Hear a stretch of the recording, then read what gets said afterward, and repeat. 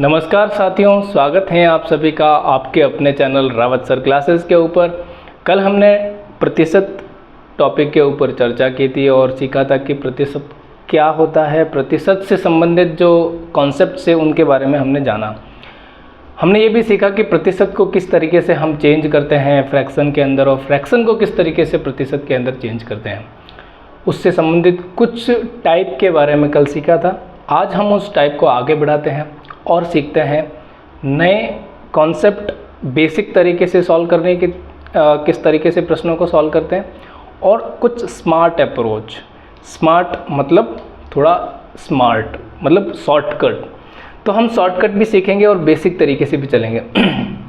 ऐसे प्रश्न है, टाइप क्या है, किसी संख्या का y% z है तब वह संख्या कितनी है। सीधा सा पूछा जा रहा है, कोई संख्या का कुछ प्रतिशत इतना दे रखा है तो वह संख्या कौन सी है। उस संख्या के बारे में हमें पता लगाना है, उस संख्या को हमें ज्ञात करना है। तो हम देखो, आपके सामने एक प्रश्न है, बड़ा सा सुंदर सा अच्छा सा प्रश्न। क्या कह रहा है कि किसी संख्या का 6% 180 है, 180 है। अंग्रेजी में अगर बोलना चाहूँ तो कोई नंबर है, number 6% is 180, then find the number. Number का 6% जो है, 6% of a number is 180, then find that number. तो वो नंबर क्या होगा। देखो दोस्तों, जब भी हमें इस तरह के प्रश्नों को बेसिक तरीके से सॉल्व करना होता है, मैं तो कहूँगा कि इस ऐसे प्रश्नों को जितना हो सके बेसिक तरीके से ही सॉल्व करो, ज़्यादा आसान होगा। क्या होगा कि इस क्वेश्चंस को, जो भी संख्या आपको फाइंड आउट करनी है उसको x मान लो, उस संख्या को आप क्या मान लो, x मान लो। उस संख्या को x मान लो तो इस संख्या का 6% जो है वो कितना हो जाएगा, 180। ये हमें कह रखा है। जो स्टेटमेंट बोल रखा है उस स्टेटमेंट को मैथमेटिकल फॉर्म में आप उठा के रख दो। बस मान लो कि वो जो संख्या आपको निकालनी है वो संख्या क्या है, x है। वो मैं उस x की बात नहीं कर रहा, मैं x संख्या की बात कर रहा हूँ, तो कोई चूके नहीं। तो x मतलब कोई जो संख्या हमें फाइंड आउट करनी है। भावनाओं में ना बह जाए दोस्तों। x का मतलब होता है 6%, निकालनी है 180। तो x बराबर, हमने कल प्रतिशत को हटाना सीखा था कि x 6/100 बराबर 180 हो जाएगा। जब इसको सॉल्व करते हैं, x को अपनी जगह पे रखेंगे, 180 × 100/6। मैं एक एक तरीके से सॉल्व करना सिखा रहा हूँ आपको। हो सकता है आपको ये थोड़ा सा लेंथी लगे, लेकिन इतना लेंथी है नहीं। इतना लेंथी इसलिए लग रहा है ताकि मैं एक एक स्टेप को अच्छे से समझाने की कोशिश कर रहा हूँ, वरना अगर सॉल्व करना होता तो मैं यहीं से डायरेक्ट सॉल्व कर सकता था। तो एक एक स्टेप, जिससे कि आपको कैलकुलेशन का भी थोड़ा सा नॉलेज होता रहे, इसलिए मैं इस तरीके से समझा रहा हूँ। ये तो हो गया बिल्कुल बेसिक तरीका, जिससे वो संख्या आपको निकल के आ गई कि अगर ये संख्या 3000 है तो इस संख्या का 6% वो संख्या होगी 180 होगी। नेक्स्ट क्वेश्चन देखते हैं क्या है। किसी संख्या में से उस संख्या का 40% घटा देने पर 30 प्राप्त होता है। आपको कोई संख्या दे रखी है, उस संख्या का 40%, कोई भी संख्या अपने आप में 100% होती है। ये मैंने आपको कल चिल्ला चिल्ला के बोला था। अगर आपने नहीं सीखा है, अगर आपने ध्यान नहीं दिया है, तो एक बार पुनः पिछले वाले वीडियो में जो मैंने परसेंटेज का कल एक वीडियो डाला था क्लास 1, उसमें जाकर के आप देखिए। जो भी परसेंटेज का जो बेसिक है, वहाँ पे हमने अच्छे से परसेंटेज के बारे में डिस्कशन किया है। फ्रैक्शन को चेंज किया है परसेंटेज के अंदर, परसेंटेज को फ्रैक्शन में चेंज किया है, और इस तरीके से हमने बेसिक बातें की थी। वो आप वहाँ पे जाके एक बार देख लीजिए, ताकि यहाँ पे कॉन्सेप्ट जो है वो आपको आसानी से समझ में आ जाए। और अगर आप हमारे चैनल पे बिल्कुल नए हैं, आप हमारे को कमेंट बॉक्स में कुछ भी आपके सजेशंस जो है वो दे सकते हैं, ताकि हम कोशिश करेंगे कि उसमें इम्प्रूवमेंट लेके आएँ। So we have a kind request to all of you who are the listener, who are the viewer, who are our lovers.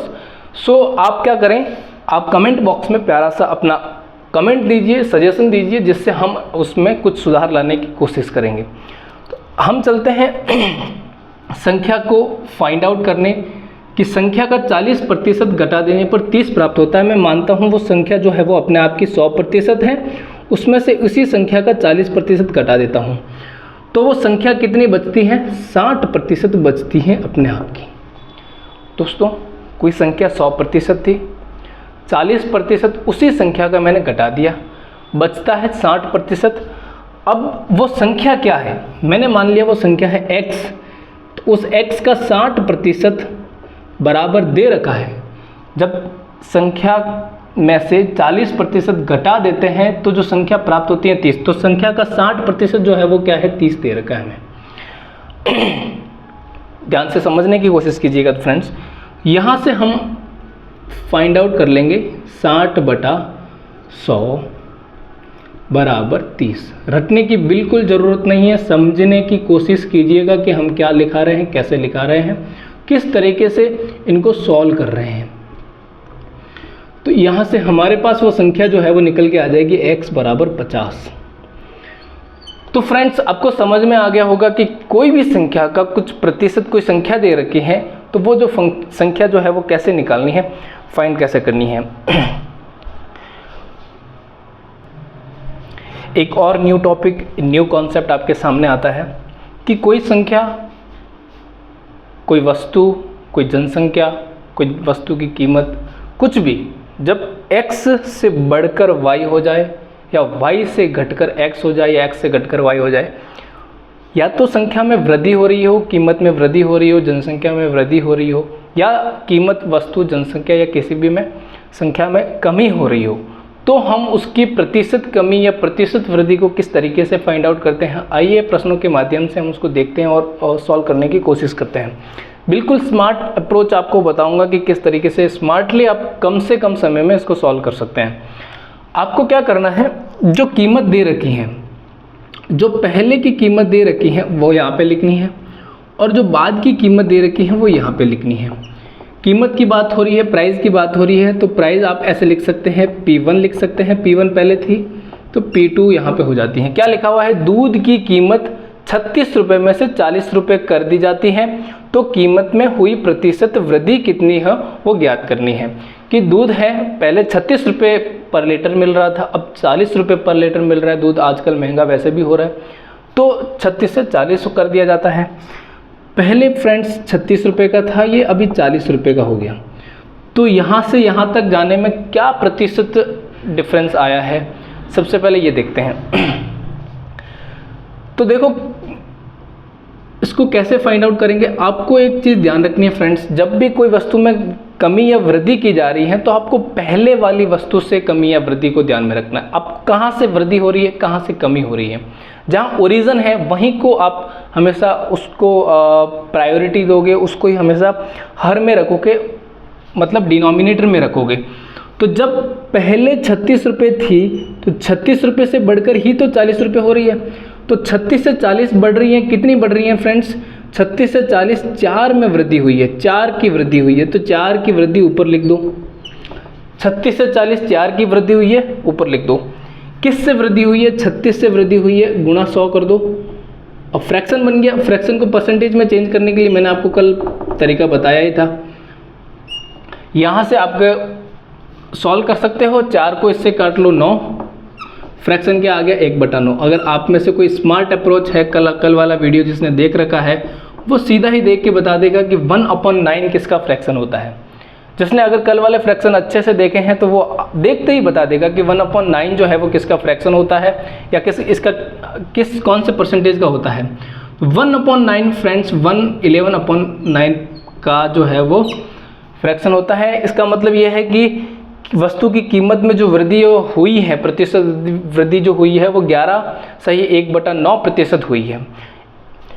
आइए अगला क्वेश्चन देखते हैं। किसी गांव की जनसंख्या 6000 से 4000 हो जाती है, तब गांव की जनसंख्या में प्रतिशत कमी ज्ञात करनी है। पहले 6000 थी, किसी वजह से जैसे कोरोना जैसे किसी तरह की कोई बीमारी हुई या कुछ भी हुआ जिसकी वजह से जनसंख्या कम हो जाती है। तो आपको क्या ध्यान में रखना है, मैंने कहा कि जनसंख्या मतलब आप जान सकते हो x1 मान सकते हो, x2 मान सकते हो। x1 मतलब जो प्रारंभिक है, जो पहले थी। तो 6000 पहले जनसंख्या थी, 4000 हो जाती है। 6000 से दोस्तों क्या हो जाती है, 4000 हो जाती हैं। अब यहाँ पे वृद्धि हो रही है या कमी हो रही है वो आप चिन्ह से बताएंगे। जैसे मैंने यहाँ पे +4 लगाया था जब हमें वृद्धि दिख रही थी, यहाँ पे वृद्धि क्या हो रही है, कमी हो रही है। कितने की कमी हो रही है, यहाँ पे 2000 की कमी हो रही है दोस्तों। तो कमी को आप माइनस से बताओगे। किससे कमी हो रही है, 2000 की कमी 6000 से हो रही है। माइनस यहाँ लगाओ, गुणा 100 लगाओ, आपका काम हो गया। प्रतिशत का साइन लगा लो। देखो 3 0 से 3 0 कैंसिल आउट हो जाएगा, 2 से 3 कट जाएगा, तो क्या बचेगा 1/3। फ्रैक्शन के रूप में 1/3, और 1/3 किसका फ्रैक्शन होता है आपको बहुत अच्छे तरीके से पता है। वैसे तो मैं आपको लिखा लेता हूँ यहाँ पे, लेकिन अगर आपको पता है तो 1/3 33.33% होता है, या 33 सही 1/3 आपका आंसर निकल के आ जाएगा। फ्रेंड्स नेक्स्ट टाइप पे चलते हैं, तब तक आप इसके स्क्रीनशॉट या लिख सकते हैं। फ्रेंड्स बिल्कुल ही नया कॉन्सेप्ट है। कॉन्सेप्ट क्या कह रहा है, नया टाइप है। नया टाइप क्या कह रहा है कि पहले संख्या x% वृद्धि होती है। कोई भी संख्या हो सकती है, कोई संख्या की किसी वस्तु की कीमत हो सकती है, कोई जनसंख्या हो सकती है, कोई किसी भी संख्या में वृद्धि हो सकती है। तो वृद्धि क्या हो रही है, x% की वृद्धि होती है या कमी होती है, फिर दोबारा उसी संख्या के ऊपर y% की कमी या वृद्धि होती है।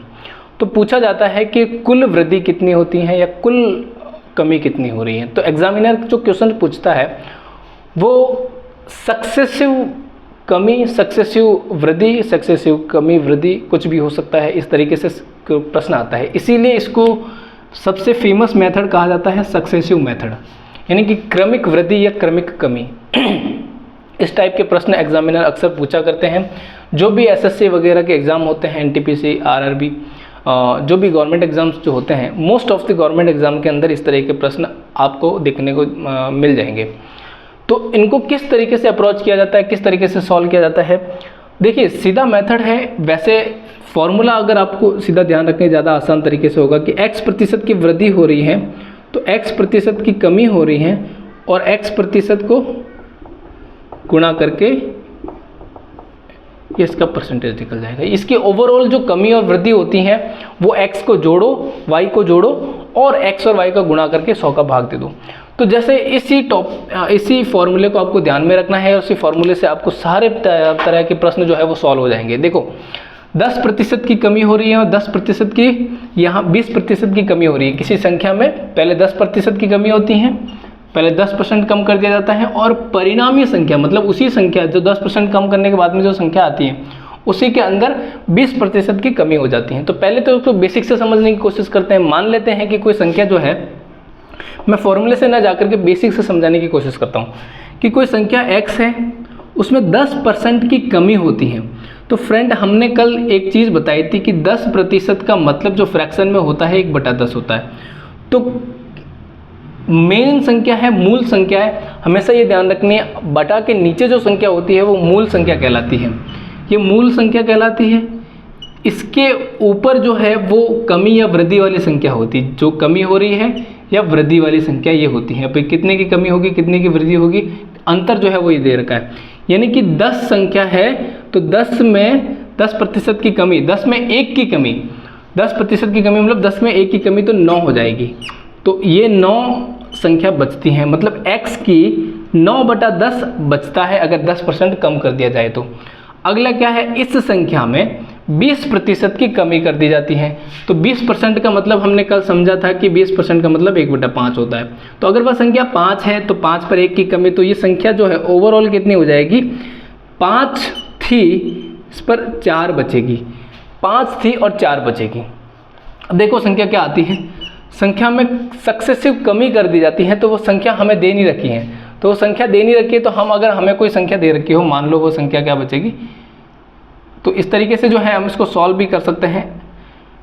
देखिए यहाँ पर अब हमें वो संख्या दे नहीं रखी है तो हमें सक्सेसिव कमी या वृद्धि निकालनी है। तो वो कैसे निकालेंगे, अब डायरेक्ट फॉर्मूले के अंदर रखो, वहाँ पे फॉर्मूले से ही होगा ये क्वेश्चन। अगर हमें कोई संख्या दे रखी होती तो हम उसके बराबर में वो संख्या लिख करके हम यहाँ पे x का मान निकाल सकते हैं, वो संख्या निकाल लेते हैं। लेकिन हमें वो संख्या नहीं दे रखी है, हमें प्रतिशत पूछा जा रहा है। तो प्रतिशत पूछा जा रहा है तो हम यहाँ पे मान रख लेंगे, क्या रख लेंगे, x का मान रख देंगे। क्या आ रहा है, 10% आ रहा है, माइनस है, कमी हो रही है तो माइनस लिखेंगे। यहाँ पे देखो 20 की कमी हो रही है। अब देखो यहाँ पे जनरली हम क्या ले सकते हैं, प्लस ले सकते हैं, क्योंकि प्लस और माइनस कुछ भी ले सकते हैं वैसे तो, लेकिन हम जनरली प्लस लेते हैं क्योंकि देखो माइनस का 10 गुणा माइनस का 20, मैं माइनस क्यों रख रहा हूँ, क्योंकि दोनों में ही सक्सेसिव कमी हो रही है।